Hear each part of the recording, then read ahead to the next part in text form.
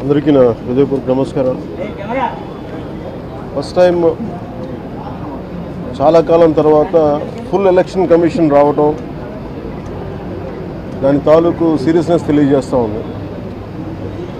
ముఖ్యంగా ఆంధ్రప్రదేశ్ ఎన్నికలు చాలా ప్రజాస్వామ్యబద్ధంగా జరగాలి అని కేంద్రం ఎన్నికల సంఘం మనం నిర్ణయం తీసుకున్నందువల్లే ఈ రోజున ఫుల్ ఎలక్షన్ కమిషన్ ఆంధ్రప్రదేశ్ విజయవాడలో రావడం జరిగింది.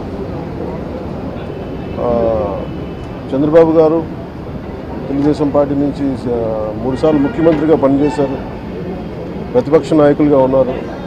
ఆయన సుదీర్ఘమైన అనుభవంలో కూడా నేను ఎన్నిసార్లు ముఖ్యమంత్రిగా ఉన్నప్పుడు కూడా ఎలా జరిగినాయని చాలా బాగా వివరించారు. ఎంత ఫెయిర్ ఎలక్షన్ జరగడానికి ఆయన సాయశక్తులు ఎలా కృషి చేశారో చెప్పారు. జనసేన తరపు అలాగే వైసీపీ ఏమేం చేసింది ఇప్పుడు దాకా, దొంగ ఓట్లు ఎలా రిజిస్టర్ చేశారు, చంద్రగిరి ఇందాక మీరు చెప్పినట్టు చంద్రగిరిలో దాదాపు 1,00,000 పైచిలుకు ఓట్లు దొంగ ఓట్లు నమోదు చేస్తే దాదాపు దాంట్లో 1/4 ఆల్మోస్ట్ దాన్ని యాక్సెప్ట్ చేశారు.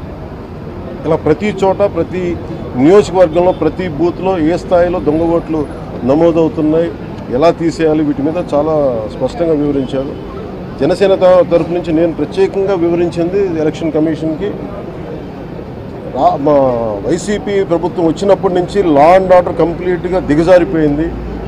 ఎవరన్నా ప్రజాస్వామ్య హాని జరుగుతుంటే గొంతెత్తితే పొలిటికల్ పార్టీస్ కానీ వ్యక్తులు కానీ ప్రైవేట్ వ్యక్తులు కానీ వాళ్ళందరి మీద కేసులు ఎలా పడుతున్నాయి, కేసులు ఎలా చేస్తున్నాయి, ముఖ్యంగా బైండ్ ఓవర్ కేసులు ప్రత్యేకించి పొలిటికల్ పార్టీ టీడీపీ వారి మీద కానీ జనసేన కార్యకర్తల మీద కానీ ఇవన్నీ చాలా క్లియర్గా తెలియజెప్పడం జరిగింది వారికి. అలాగే పోలీసు అధికారులని ఇప్పుడు సడన్గా మారుస్తూ ఉన్నారు. లాస్ట్ 2 నెలలుగా మార్చేస్తూ ఉన్నారు. మళ్ళీ ఎన్నికలు సంఘం వచ్చేటప్పటికి మళ్ళీ వాళ్ళకి కావాల్సిన అధికారులను తిరిగి అక్కడ వేయించుకునేలాగా తీసుకొచ్చిన ప్రణాళికలు చేస్తాం, అది కూడా బలంగా తెలియజేస్తాం. అలాగే మహిళా కానిస్టేబుల్స్ ప్రత్యేకించి సంబంధం లేని చోట్ల వాళ్ళు దాదాపు 87 నియోజకవర్గాల్లో వాళ్ళు పెట్టారు, అది వాళ్ళు దూరం చేయమని ప్రత్యేకంగా ఆయన వివరించారు.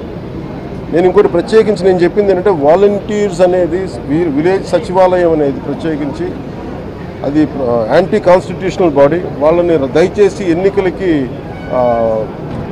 ఎన్నికల సమయంలో వాళ్ళని ఉపయోగించొద్దని చెప్పి ప్రత్యేకించి విన్నవించాం. అలాగే మేము కోరుకుంది ఏంటంటే మీరు కనుక సంపూర్ణంగా దీని వైపు చూడకపోతే, దీని పారదర్శకత కన్నా దీని ఎలక్షన్లు చేయకపోతే ఇక్కడ ప్రజాస్వామ్యం కూని అయిపోద్ది, ఇక్కడ హింస ఎక్కువైపోద్ది. అలాగే గత స్థానిక ఎన్నికల్లో కూడా ఏ స్థాయిలో కనీసం ఒక దళిత యువకుడు లాంటి ఒక కనీసం నామినేషన్ వేసే పరిస్థితుల్లో కూడా లేదు, అందరినీ చేశారని చెప్పి ప్రత్యేకించి అది వివరించాం. ఖచ్చితంగా వాళ్ళు ఒకటే ఎన్నికల ప్రధానాధికారి ఒకటే చెప్పారు, ఆయన CEO, మేము చాలా కట్టుబడి ఉన్నాం, ఫ్రీ అండ్ ఫెయిర్ ఎలక్షన్ జరిగేలా కట్టుబడి ఉన్నాం అని చెప్పి అంత భరోసాగా ఇప్పుడు మాట్లాడటం ఖచ్చితంగా ఇది కేంద్రం చాలా సీరియస్గా తీసుకున్న ఆంధ్రప్రదేశ్ ఎలక్షన్స్లోనే తెలియజేస్తూ ఉంది. ఈసారి ఫ్రీ అండ్ ఫెయిర్ ఎలక్షన్స్ ఉంటాయి, ప్రభుత్వాలు మారుతాయి అనే నేను మనస్ఫూర్తిగా నమ్ముతున్నాను. అలాగే ఈ పరిస్థితుల్లో కేంద్ర ఎన్నికల సంఘం ప్రధానాధికారులందరికీ కూడా ప్రత్యేక ధన్యవాదాలు తెలియజేసుకుంటాను. అందరికీ నమస్కారం.